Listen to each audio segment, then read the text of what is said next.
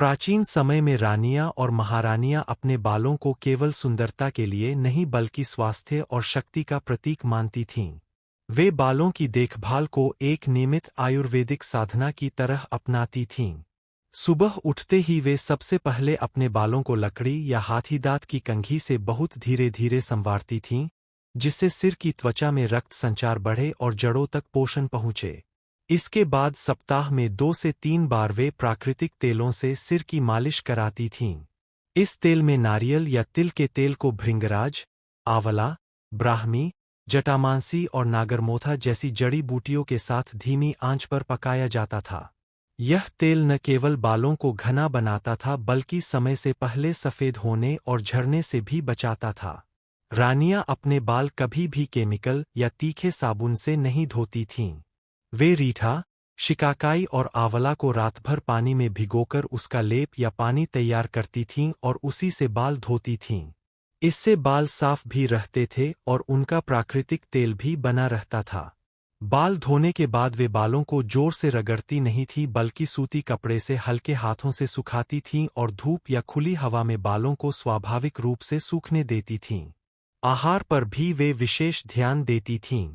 उनके भोजन में घी, दूध, तिल, काले चने, हरी पत्तेदार सब्जियां, आंवला और मौसमी फल नियमित रूप से शामिल होते थे।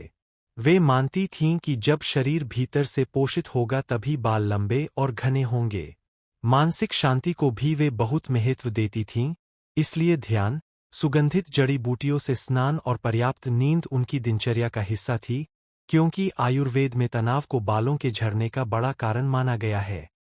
रात को सोते समय रानियां अपने बालों में हल्की चोटी बनाती थी ताकि बाल उलझे नहीं और टूटने से बचें।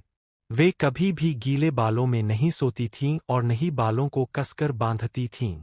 इस तरह प्राकृतिक तेल, जड़ी बूटियों से बना शुद्ध शैम्पू, संतुलित आहार और शांत जीवनशैली के कारण ही रानियों और महारानियों के बाल घने, लंबे, चमकदार और मजबूत होते थे, और यही शुद्ध आयुर्वेदिक तरीका आज भी उतना ही प्रभावी माना जाता है। प्राचीन समय में रानियां महारानियां अपने बालों की देखभाल को प्रकृति से जोड़कर देखती थीं। उनका मानना था कि धरती, जल, सूर्य और वनस्पतियां मिलकर ही बालों को वास्तविक शक्ति देती है। इसी कारण वे रोजमर्रा की भागदौड़ से अलग, शांत और प्राकृतिक वातावरण में अपने बालों का ध्यान रखती थीं। सुबह बहुत तड़के, जब सूरज पूरी तरह निकला नहीं होता था और घास पर ओस यानी दूब जमी रहती थी, रानियां खुले बाग या महल के उपवन में निकलती थीं। उस समय हवा शुद्ध होती थी और वातावरण में ठंडक व नमी होती थी। वे नंगे पांव दूब पर धीरे धीरे चलती थीं। आयुर्वेद के अनुसार दूब की ठंडक शरीर की गर्मी को शांत करती है और सिर की त्वचा में संतुलन लाती है। इस समय वे अपने बालों को खुला रखती थीं या बहुत ढीली चोटी बनाती थीं, ताकि सुबह की ठंडी हवा और नमी बालों की जड़ों तक पहुँचे। माना जाता था कि इससे बालों की जड़ें मजबूत होती है और झड़ना कम होता है। दूब में चलने के बाद रानियां अपने बालों में हल्का सा आयुर्वेदिक तेल लगवाती थीं, जो पहले से जड़ी बूटियों में पकाया गया होता था। यह तेल रात भर नहीं बल्कि कुछ समय के लिए लगाया जाता था, ताकि सुबह की ताजगी और तेल का पोषण दोनों मिल सके। फिर वे लकड़ी की कंघी से बहुत धीरे धीरे बालों को संवारती थीं। इस प्रक्रिया में बालों पर जोर नहीं डाला जाता था, बल्कि इसे एक प्रकार का ध्यान माना जाता था। वे अपने बालों को दिन में बार बार छूती या संवारती नहीं थीं, क्योंकि आयुर्वेद में माना गया है कि ज़रूरत से ज़्यादा छेड़छाड़ बालों को कमजोर बनाती है। धूप तेज होने पर वे सिर को कपड़े से ढक लेती थीं, ताकि गर्मी से बाल रूखे न हों। स्नान भी वे गुनगुने जल से करती थीं और सप्ताह में कुछ ही दिन बाल धोती थीं, ताकि बालों का प्राकृतिक तेल नष्ट न हो। इस तरह दूब पर चलना, शुद्ध हवा में समय बिताना, जड़ी बूटियों से बना तेल, संतुलित दिनचर्या और मानसिक शांति, ये सब मिलकर रानियों और महारानियों के बालों को घना, लंबा और स्वस्थ बनाते थे। उनके लिए बालों की देखभाल कोई जल्दी में किया गया काम नहीं, बल्कि प्रकृति के साथ जू। प्राचीन समय में रानियां और महारानियां बालों में तेल लगाना केवल सौंदर्य का काम नहीं मानती थीं, बल्कि उसे शरीर और मन को संतुलित रखने की एक आयुर्वेदिक प्रक्रिया समझती थीं। वे तेल लगाने के लिए दिन और समय का विशेष ध्यान रखती थीं। सामान्यतः वे सुबह सूर्योदय से पहले या संध्या समय तेल लगवाती थीं, क्योंकि आयुर्वेद के अनुसार यही समय शरीर में पोषण को सबसे अच्छे से ग्रहण करने का होता है। दोपहर की तेज धूप में वे कभी भी बालों में तेल नहीं लगाती थीं, क्योंकि इससे सिर की गर्मी बढ़ सकती थी। तेल लगाने से पहले वातावरण को शांत रखा जाता था। कई बार अगरबत्ती या धूप जलाई जाती थी और रानी शांत मन से बैठती थी। तेल को सीधे नहीं लगाया जाता था, बल्कि पहले उसे हल्का गुनगुना किया जाता था। माना जाता था कि हल्का गरम तेल बालों की जड़ों में गहराई तक जाता है और रक्त संचार को तेज करता है। दासियां उंगलियों के पोरों से बहुत धीरे धीरे सिर की मालिश करती थीं, नाखूनों का प्रयोग बिल्कुल नहीं होता था। यह मालिश केवल सिर तक सीमित नहीं रहती थी, बल्कि गर्दन, कंधे और कानों के आसपास भी की जाती थी, ताकि पूरे सिर क्षेत्र में ऊर्जा का संचार हो। तेलों की बात करें तो रानियां एक ही तेल पर निर्भर नहीं रहती थीं। मौसम और बालों की स्थिति के अनुसार तेल बदला जाता था। नारियल का तेल विशेष रूप से गर्म प्रदेशों में उपयोग किया जाता था, क्योंकि यह सिर को ठंडक देता था और बालों को गहराई से पोषण देता था। तिल का तेल ठंडे मौसम में अधिक प्रयोग होता था, क्योंकि यह शरीर में गर्मी बनाए रखता है और जड़ों को मजबूत करता है। इन आधार तेलों में आयुर्वेदिक जड़ी बूटियां मिलाई जाती थीं, जैसे भृंगराज, आंवला, ब्राह्मी, जटामांसी और नीम। इन जड़ी बूटियों को तेल में धीमी आंच पर पकाया जाता था, ताकि उनके गुण पूरी तरह तेल में समा जाए।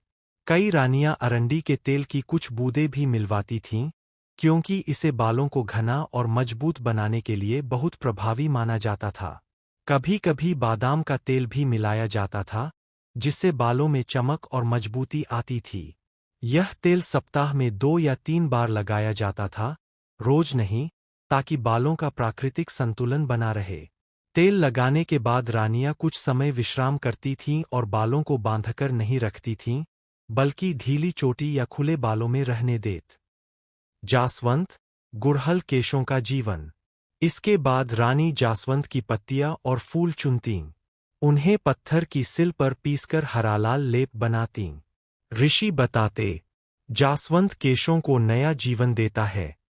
रानी उस लेप को बालों की जड़ों से सिरों तक लगातीं और शांत मन से ध्यान करतीं। जासवंत के प्रयोग से बालों की तेज वृद्धि होती, बाल घने और मुलायम बनते, समय से पहले सफेदी रुकती, बालों में प्राकृतिक चमक आती। रानी की दिनचर्या, जीवंत चित्रण। सूर्यास्त के समय रानी नदी किनारे बैठतीं। बाल खुले होते, हवा उन्हें सहलाती। नीम के जल से धुले बाल और जासवंत के लेप से पोषित केश प्रकृति के साथ एक हो जाते। दासियां पूछतीं, महारानी, क्या यही आपका सौंदर्य रहस्य है? रानी मुस्कुराकर कहतीं, नहीं, यह रहस्य नहीं, यह सम्मान है, प्रकृति का। निष्कर्ष, रानी महारानियों के बालों का सौंदर्य किसी जादू या विलासिता का परिणाम नहीं था, बल्कि नीम की शुद्धता और जासवंत की जीवंतता का संगम था। उन्होंने बालों को सजावट नहीं, जीवित अंग माना। आज भी यदि हम इन पत्तियों को उसी श्रद्धा और नियमितता से उपयोग करें, तो बालों का सौंदर्य स्वाभाविक रूप से लौट सकता है। प्रकृति ने जो दिया है, वही सबसे श्रेष्ठ है। यह बात रानियों ने अपने जीवन से सिद्ध की। प्राचीन भारत में स्थानीय महारानियां अपने सौंदर्य, विशेषकर अपने लंबे, घने और चमकदार बालों के लिए दूर दूर तक प्रसिद्ध थीं।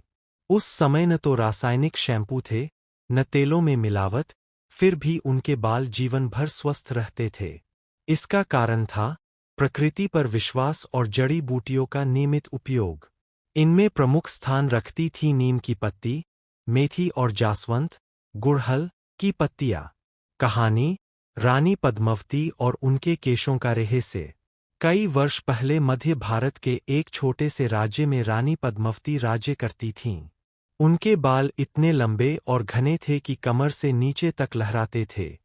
प्रजा की स्त्रियां अक्सर आश्चर्य करती कि रानी कोई विशेष औषधि या गुप्त तेल उपयोग करती होंगी। एक दिन रानी ने अपनी दासियों को बुलाकर कहा, मेरे बालों का रहस्य महंगी वस्तुओं में नहीं, बल्कि हमारे जंगल और बगीचे में है। हर पूर्णिमा को रानी स्वयं नीम के वृक्ष से कोमल पत्तियां तोड़ती, मेथी भिगोती और महल के बगीचे से जासवंत की हरी पत्तियां व फूल लेती। इन सबको पत्थर की सिल पर पीसकर लेप बनाती और बालों में लगाती। यही परंपरा पीढ़ी दर पीढ़ी चली। नीम की पत्ती के बालों में लगाने के लाभ।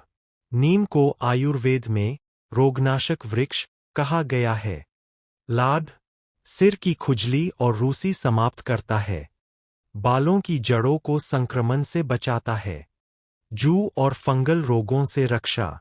बाल झरना कम करता है। खोपड़ी को ठंडक देता है। रानी का प्रयोग: नीम की पत्तियों को उबालकर उसका पानी बाल धोने में उपयोग करती थीं।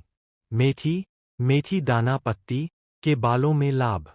मेथी प्रोटीन और निकोटिनिक एसिड से भरपूर होती है। लाभ: बालों का झरना रोकती है। नए बाल उगाने में सहायक। बालों को मुलायम और मजबूत बनाती है। दोमुन्हे बालों से छुटकारा। रूसी को जड़ से खत्म करती है। रानी का प्रयोग: रात भर भिगोई मेथी को पीसकर लेप बनाती और सप्ताह में एक बार बालों में लगाती थीं।